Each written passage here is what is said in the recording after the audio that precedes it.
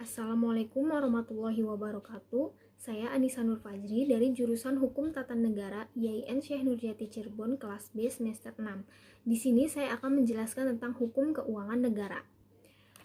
Keuangan negara adalah semua hak dan kewajiban negara yang dapat dinilai dengan uang serta segala sesuatu, baik berupa uang maupun berupa barang yang dapat dijadikan milik negara berhubung dengan pelaksanaan hak dan kewajiban tersebut.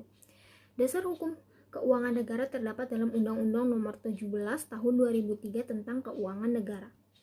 Ruang lingkup keuangan negara dapat dilihat dari sisi objek, subjek, proses, dan tujuan.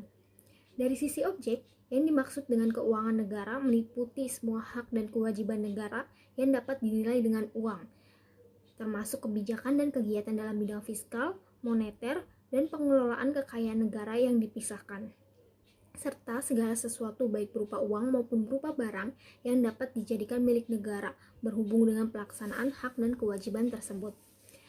Dari sisi subjek, yang dimaksud dengan keuangan negara meliputi seluruh objek sebagaimana telah disebutkan yang dimiliki negara dan atau dikuasai oleh pemerintah pusat, pemerintah daerah, perusahaan negara atau daerah, dan badan lain yang ada kaitannya dengan keuangan negara.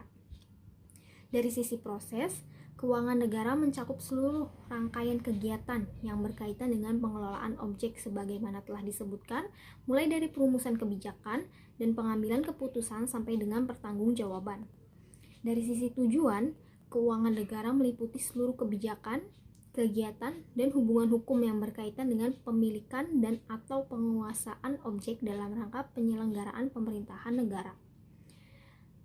Pengelolaan keuangan negara adalah keseluruhan kegiatan pejabat pengelolaan keuangan negara sesuai dengan kedudukan dan kewenangannya yang meliputi perencanaan, pelaksanaan, pengawasan, dan pertanggungjawaban. Pengelolaan keuangan negara dapat dibagi menjadi 3 subbidang.